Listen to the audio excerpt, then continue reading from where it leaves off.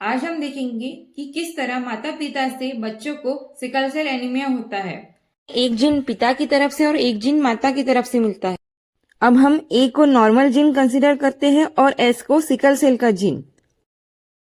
अगर दोनों माता पिता कैरियर है यानी कि एएस और दोनों नॉर्मल जीन ए बच्चों को मिलते हैं तो ऐसे 25% बच्चे पैदा होंगे। अगर पिता की तरफ से नॉर्मल जीन और माँ की तरफ से सिकल सेल जीन आता है तो 4 में से 1 बच्चा ये सिकल सेल कैरियर होगा।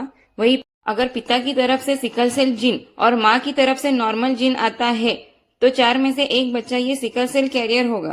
अगर माँ और पिता दोनों में से सिकल सेल का जीन आता है तो 1 बच्चा डिसीज होगा।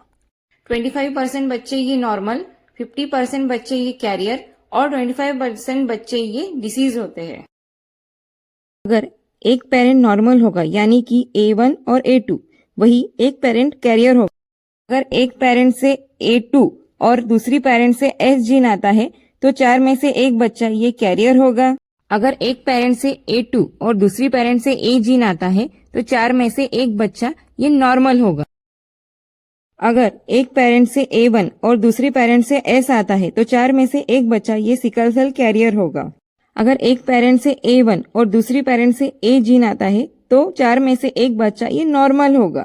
मतलब 50% बच्चे ये नॉर्मल होंगे, वही 50% बच्चे ये कैरियर होंगे।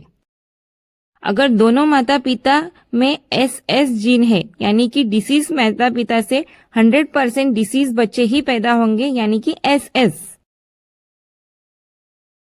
अगर एक पेरेंट डिसीज है और एक पेरेंट कैरियर है तो डिसीज पेरेंट से यस और कैरियर पेरेंट से ए जीन आने के बाद 4 में से 1 बच्चा ये कैरियर होगा। डिसीज पेरेंट से S1 और कैरियर पेरेंट से S जीन आता है तो 4 में से 1 बच्चा ये डिसीज होगा। अगर डिसीज पेरेंट से S2 और नॉर्मल पेरेंट से A जीन आता है तो 4 में से 1 बच्चा ये कैरियर होगा।